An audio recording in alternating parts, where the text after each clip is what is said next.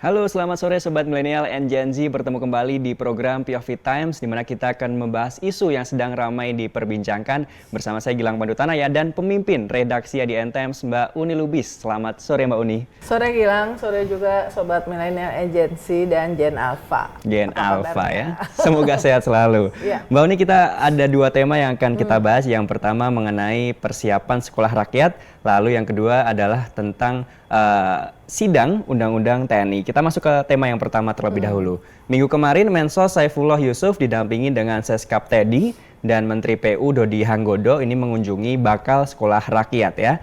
Bagaimana melihat perkembangan program yang salah satu unggulan dari Presiden Prabowo, Mbak? Ya, jadi menarik ini ya. Kira-kira menurut POV Times, karena POV Times ini kan adalah point of view daripada redaksi atau sudut pandang editorial ya. Jadi Pak Presiden Prabowo ini punya setidaknya 6 program yang populis ya. Populis artinya target jangkauannya itu meluas ya ke banyak sekali lapisan masyarakat.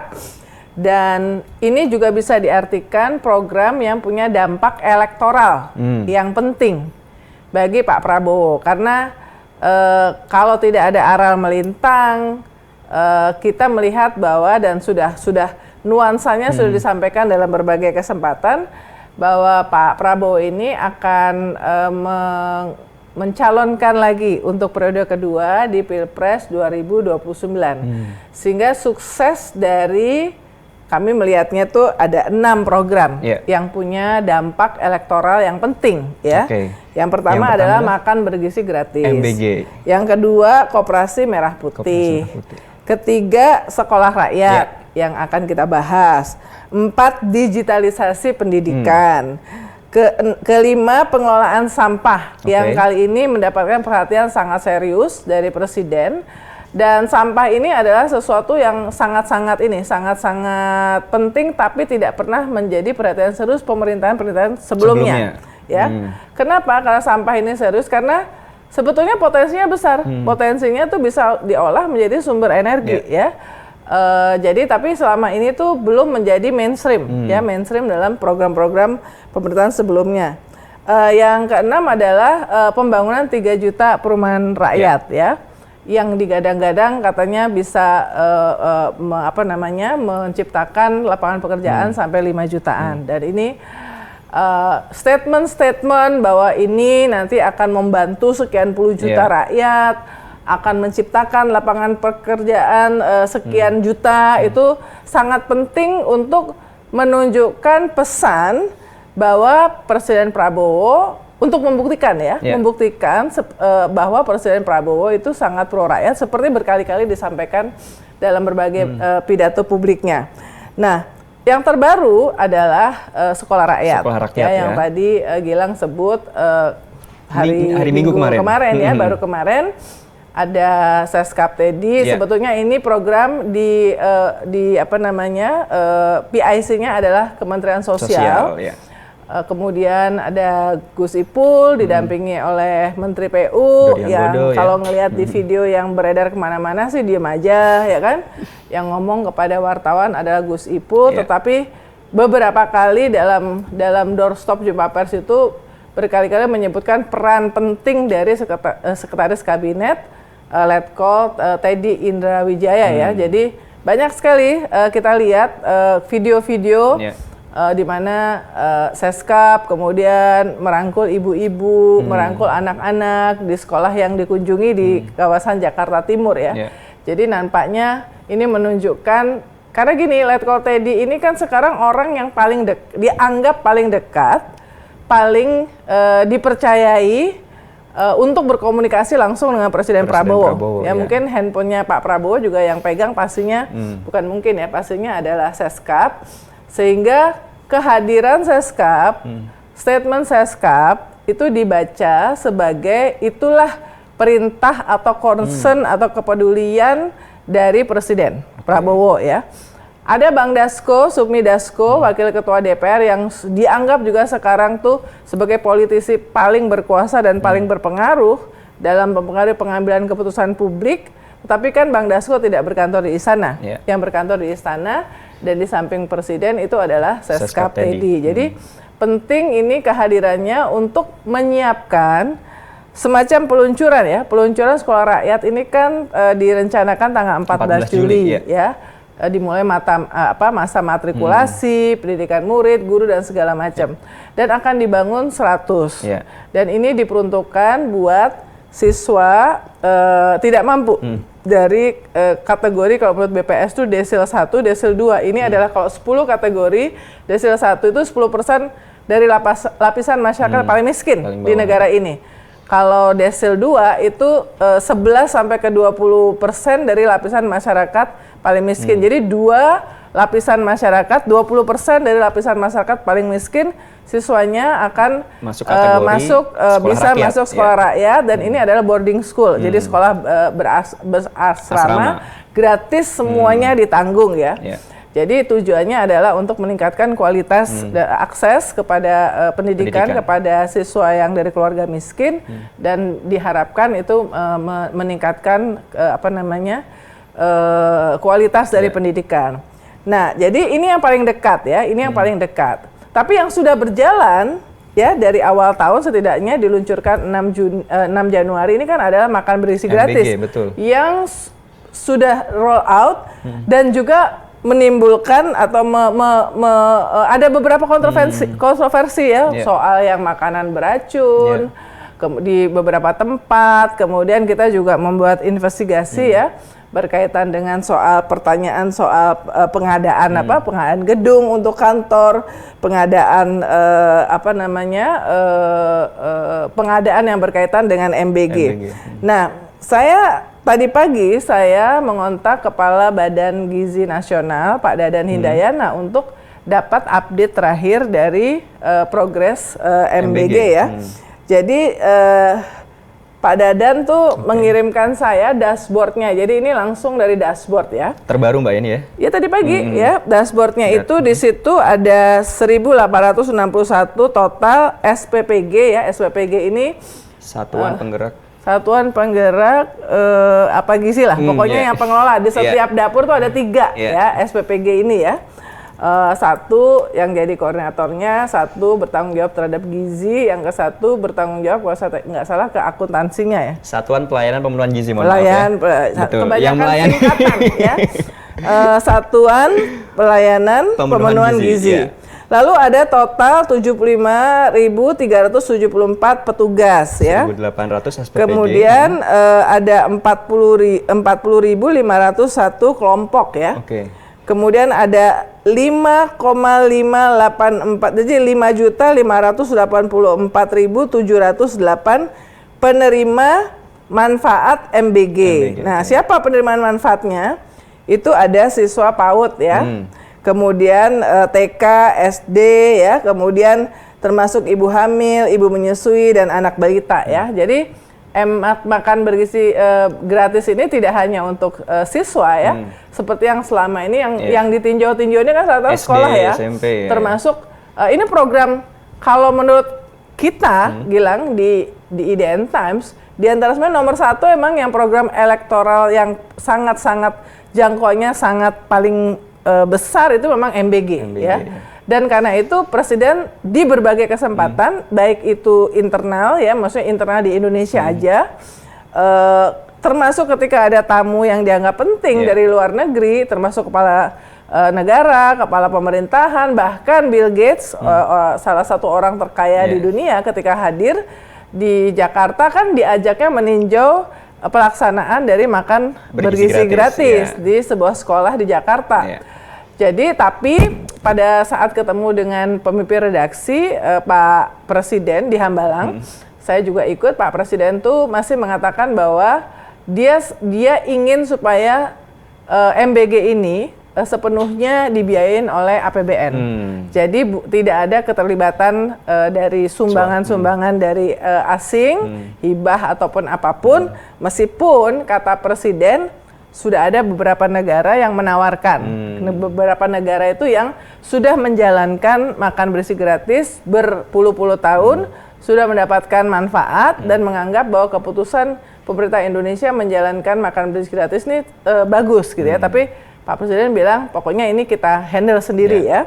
Nah, jadi tapi tadi 5,5 juta.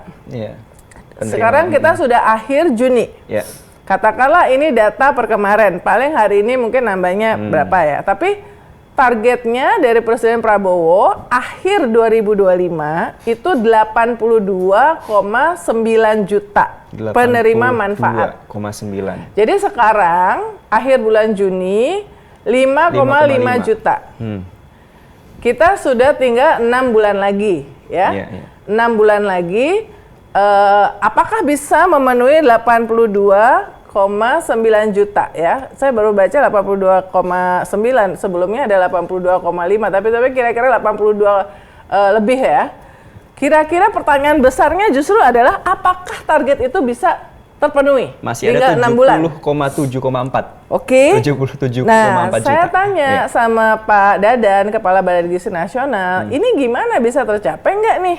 82, juta sekian ini. Pak Dadan mengatakan bahwa Agustus adalah kuncinya. Insya Allah Uni, lompatan besar akan terjadi mulai bulan Agustus. Tentu saya bertanya, kenapa bulan Agustus? Pak Dadan mengatakan ada 3 kunci sukses MBG, 1 anggaran, 2 SDM, ketiga infrastruktur. SDM BGN akan lengkap di pertengahan Juli dan baru bisa digerakkan akhir Juli. Maksudnya kalau anggaran memang udah nggak ada masalah kan ya?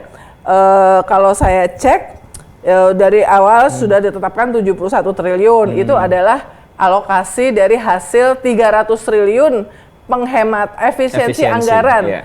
Yang diberlakukan sejak awal tahun. Makanya sebetulnya ini bukannya efisiensi anggaran, tapi realokasi, refocusing ya. Jadi refocusing dari anggaran untuk mengakomodir pendanaan untuk program-program prioritas dari Presiden Prabowo Subianto. Nah, jadi pertanyaan besarnya adalah apakah bisa? Ya. Lalu kemudian ada digitalisasi pendidikan. Digitalisasi pendidikan itu adalah termasuk penyediaan televisi ya, televisi di sekolah-sekolah di seluruh Indonesia sehingga murid-murid itu bisa dibantu, guru-guru bisa dibantu untuk menyampaikan pengajaran dengan berbagai macam format yang menarik ya, menarik termasuk video apa segala macam untuk masyarakat. Nah sekarang misalnya kita ngomong soal rumah biar nggak salah ya, kutipan-kutipan yang rumah 3 juta, yang menonjol itu adalah termasuk perbedaan pendapat antara menteri dengan wakil menterinya, ya. Dalam hal ini adalah antara Menteri Marwarar ya dengan wakil menteri Fahri Hamzah ya. Jadi misalnya terakhir nih yang terbaru, Pak Marwarar kekeh nggak mau ada keterlibatan dana asing atau pinjaman atau apapun, karena kan ini memang lumayan sensitif. Karena Juni ini juga bulan di mana kita harus membayar pinjaman luar negeri jatuh tempo yang cukup besar ya, yang membebani dari APBN kita. Kemudian soal ukuran ya, dari tadinya itu ukurannya 21 meter bangunan, kemudian tanahnya itu minimal diturunkan dari 21 tanah 60. Pak Marwarar mengusulkan diturunkan dari ke 15, luas tanahnya 25. Sehingga itu menimbulkan kritik juga dari masyarakat ya. Dengan ukuran segitu, Mbak. Kecil amat gitu ya. Nah, terus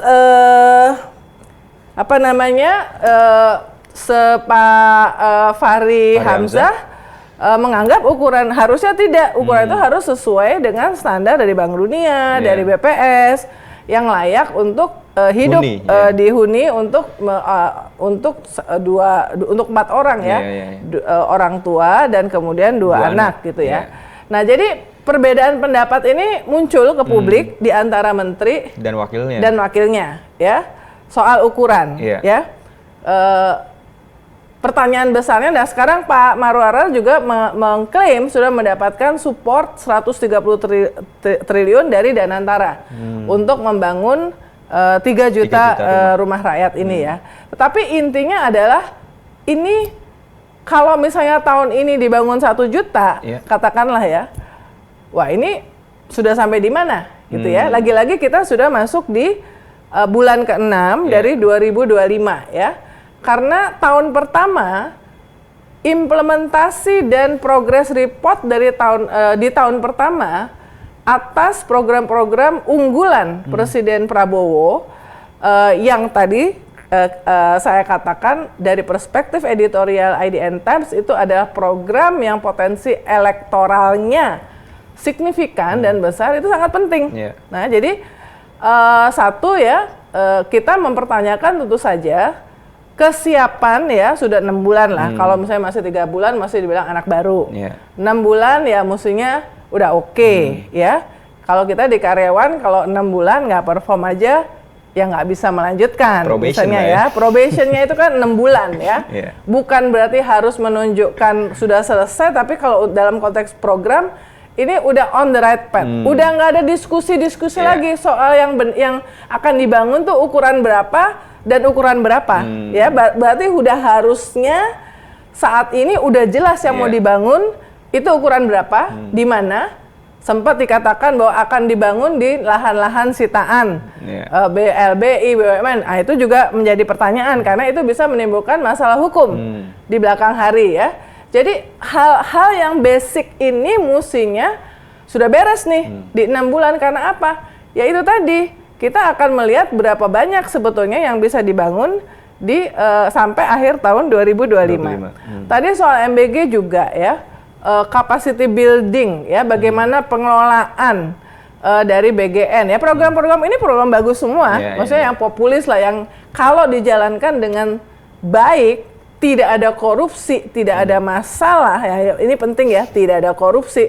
Dan karena ini programnya menyangkut sampai ke bawah, ini perlu dicek nih, perlu dicek ya. Tidak cukup hanya berdasarkan laporan yang baik-baik aja angka, tetapi gimana caranya supaya masyarakat luas itu juga, terutama yang terdampak dan kemudian yang ikut dalam program ini benar-benar punya akses yang sama.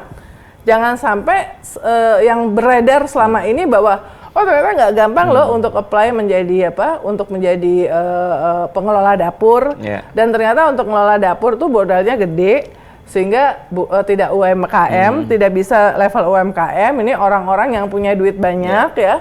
Yang ketiga, yang paling penting lagi, program MBG ini dimaksudkan tidak hanya untuk menjadi solusi masalah stunting, kesehatan, tapi juga menggerakkan ekonomi lokal. Artinya apa? Nggak bisa tuh kalau ada orang yang tiba-tiba ingin memonopoli untuk memasok beras, memonopoli memasok sayur, memonopoli memasok telur, memonopoli untuk memasok daging, memonopoli untuk memasok ayam. Karena konsepnya adalah harusnya mungkin di 3 bulan, 6 bulan pertama, dalam nanti 6 bulan probation bisa lah, karena belum siap ya, belum siap mungkin yang menanam sayur daerah situ, karena sayur kan nggak lama nanamnya ya. Tapi harusnya sekarang udah benar-benar seperti itu. Telur diambil dari pengusaha lokal minimal dalam lingkungan kabupaten atau kota. Jadi perputaran sayur ekonominya juga, di situ, Mbak ya. Iya bener, bumbu ya, misalnya kayak jahe apa segala macam yang pasti dipakai, bawang merah, bawang putih segala macam. Harusnya beneran dari lokal. Ini baru bener bahwa program makan bergizi gratis itu adalah bertujuan untuk menggerakkan ekonomi lokal. Saya pernah ngeliat tuh datanya, katanya dari MBG ini bisa berkontribusi terhadap pertumbuhan ekonomi itu 0,86%. Kan Presiden Prabowo menargetkan 8%, ya kan? Nah, sampai sekarang aja kan belum lah, not even 5% gitu ya. Tapi itu juga ada pengaruh dari global. Nah, jadi terakhir soal ini, Gilang, penting banget buat Pak Prabowo entah mengatur sistem untuk memastikan bahwa program-program ini, terutama yang MBG, Sekolah Rakyat, kemudian nanti Koperasi Merah Putih juga melibatkan uang dari kredit dari Bank Himbara ya, yang juga masih menjadi kontroversi karena wah itu nanti gimana tuh kalau ternyata rugi gimana, ya kan, bisa aja kan itu terjadi dan kemudian menimbulkan masalah. Maka ini tidak hanya membuat program ini gagal, berpengaruh terhadap peluang bagi Pak Prabowo dan siapapun pemerintahan ini ya. Tapi yang paling penting adalah yang dirugikan adalah rakyat. Kalau program ini gagal, yang paling dirugikan adalah rakyat. Maka kami belum melihat ya mekanisme kontrol apa yang dibuat dan diimplementasikan oleh pemerintahan Presiden Prabowo untuk memastikan bahwa program-program yang melibatkan jutaan rakyat, melibatkan duit APBN, duit pajak termasuk duit dari hasil utang luar negeri, itu bisa benar-benar dilakukan dengan zero korupsi. Itu ya, zero korupsi. Oke, Mbak, kita masuk ke tema yang kedua juga. Ini ada fenomena menarik. Ini mah singkat aja bahasnya. Fenomena menarik ini bisa dibilang menarik. Ini kan MK kemarin menggelar sidang gugatan UU TNI, Mbak. Nah, biasanya yang hadir itu kan eselon 1 dan jajarannya. Namun, atau dari DPR tuh AKD lah. Betul. Ya? Nah, AKD itu adalah pokoknya perangkat alat kelengkapan dewan ya. Alat kelengkapan dewan. Nah, atau eselon 1 nih biasanya yang hadir.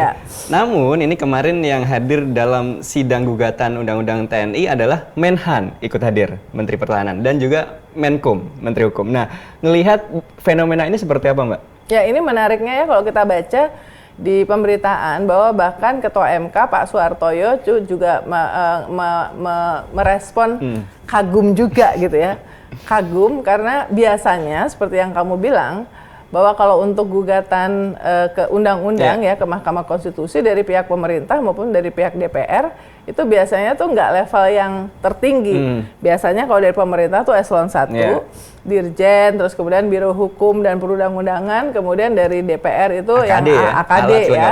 Jadi bukan yang level ketua fraksi, tapi untuk uji materi terhadap Undang-Undang TNI ini yang diajukan setidaknya oleh 5 pihak dan sebetulnya hampir sama ya, hampir sama itu mempersoalkan partisipasi sepenuhnya dari publik terhadap proses pembuatan undang-undang yang memang kontroversial ya, karena yang disoal itu kan partisipasi publik sepenuhnya terhadap sehingga kemudian terhadap 2 pasal ya, pasal yang soal posisi sipil ya, di sipil yang bisa ditempati oleh militer aktif, dan yang kedua soal usia pensiun ya, perpanjangan usia pensiun.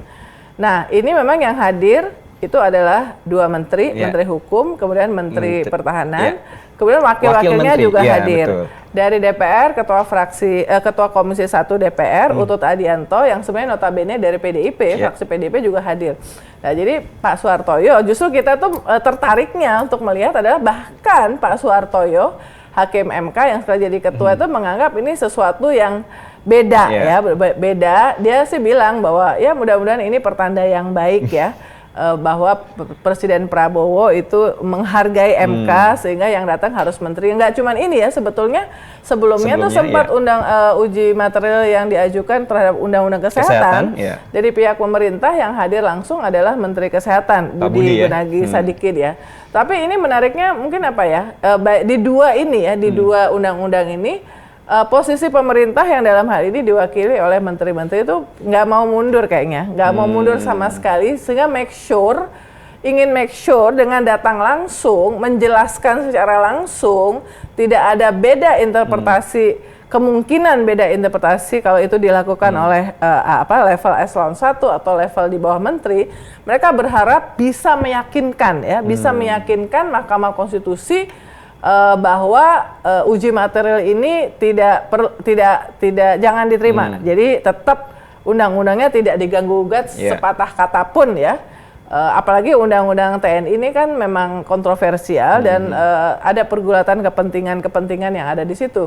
Nah, ini kita melihatnya seperti itu, Gilang. Jadi tidak hanya sekedar mungkin seperti yang dikatakan oleh Ketua MK bahwa ini mungkin adalah itikat baik dari Presiden untuk mengirimkan langsung level menteri, tetapi di DPR kan juga ternyata yang datang juga langsung ini, dan kelihatan kompak banget antara dalam konteks undang-undang TNI ya, kelihatan kompak banget antara pemerintah dengan DPR. Padahal DPR-nya sekali lagi saya katakan kebetulan kali ini ketua fraksinya itu adalah PDIP itu juga menunjukkan itu, saya rasa itu nuansa politik menunjukkan bahwa belakangan memang antara PDIP dengan pemerintahan Pak Prabowo khususnya hubungan personal antara Pak Prabowo dengan Ibu Mega tuh yang sebelumnya sebetulnya nggak ada masalah, itu makin menunjukkan kekompakan ya.